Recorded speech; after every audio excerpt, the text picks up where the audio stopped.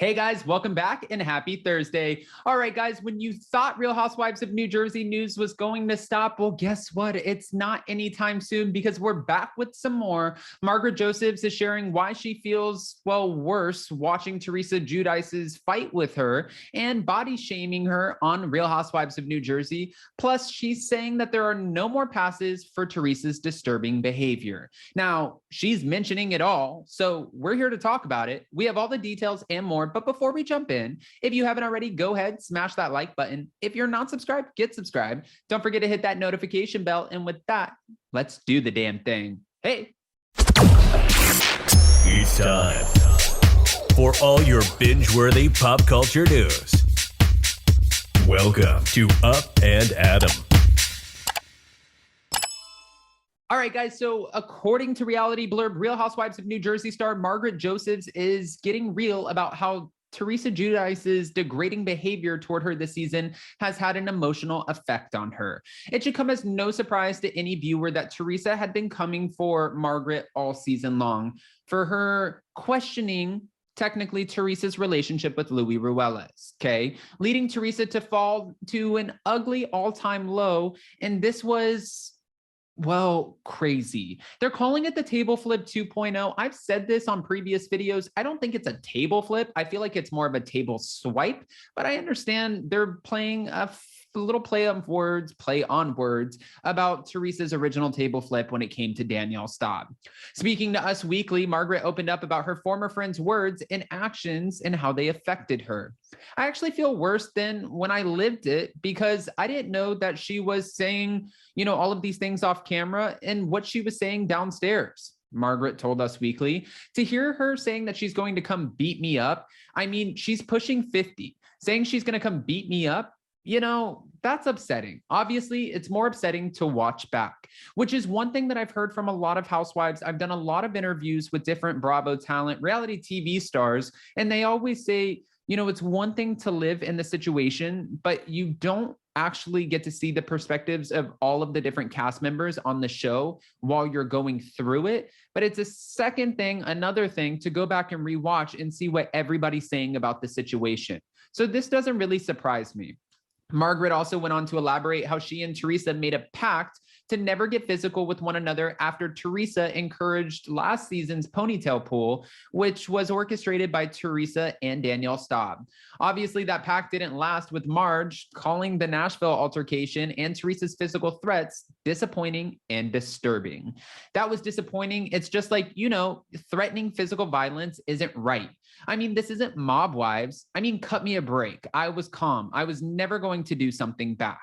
Margaret also continued with, what is disturbing to me is after the ponytail pull last year, she said she was going to do everything to make it up to me. We also decided after the ponytail pull, there will never be any physical altercations amongst us, and that totally went down the tubes. I mean, I can't believe Margaret Josephs even thought in her mind that she could trust Teresa Giudice after Teresa so obviously on camera whispered, being mic'd and caught on the hot mic, whispering to Danielle, go pull her hair.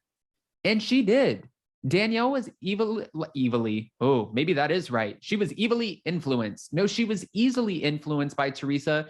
And that's exactly what she did. She walked over and yanked Margaret by the hair, which is pretty hypocritical, especially after suing Jacqueline Loritta's daughter, Ashley, and trying to put her in jail for doing the exact same thing. Okay. Finally, Margaret is done giving Teresa passes and making excuses for her sick behavior, notably after consistently body shaming her this season. I've given her a lot of passes. I've given her one too many passes. I just filmed the reunion and she doesn't have any remorse. I could laugh about it, but she's not one to really have a lot of remorse. Margaret added that Teresa offered a lame apology, calling it a sick situation, especially when taking into account co-star Jackie Goldschneider's ongoing battle with an eating disorder. Thank God I'm tough and strong, but if it was anybody else, any young woman, that could really cut someone, somebody on a season when we're talking about eating disorders. I don't know where your head is and what you think or how you think that's even acceptable. It's never acceptable to body shame anybody. We're in an era of body positivity, an era of body positivity. Okay. This season has definitely seen its fair share of horrible behavior. And according to Dolores Catania, the ladies don't fare any better at the reunion. It gets pretty ugly. Dolores told us weekly, listen, if that's what you're looking for in the fan world of housewives drama, you're going to see it. I mean, it's an epic time for all of us. Okay. I think with everything that's going on with Margaret and Teresa at this point, listen, I was reading some comments and people are like, you're biased because Margaret Josephs is like joining you on stage in New York City. So you're of course going to take her side. That's not true. I'm not being biased because of that. I'm sitting here looking at it through the eyes of a fan, just like the rest of you. I've never met Margaret. I've never met Teresa, but I'm just going by the facts. You had this woman, you know, pull her hair before. You had Danielle Staub pull Margaret's hair, and then you're threatening to beat her up. You're calling her white trash. You've called her every name in the book, and now you're talking about her weight. But God forbid somebody talks about anything to do with Teresa, and then it's going to be like World War III on the housewives. And for Teresa too, more hypocrisy comes in when she's, you know, sitting there getting upset when everyone's bringing up the Louis Ruelas drama. And last season, she told Jackie Goldschneider, you need to get over it, because if I had a man and there were cheating rumors, I would want them to be brought up so I could address them and I could defend my man. Well, that's not what Teresa's doing this season. She's defending her man, yes, but she's not really addressing any of the rumors. She's just simply letting all of us know and her cast members know that nobody is going to pop her love bubble.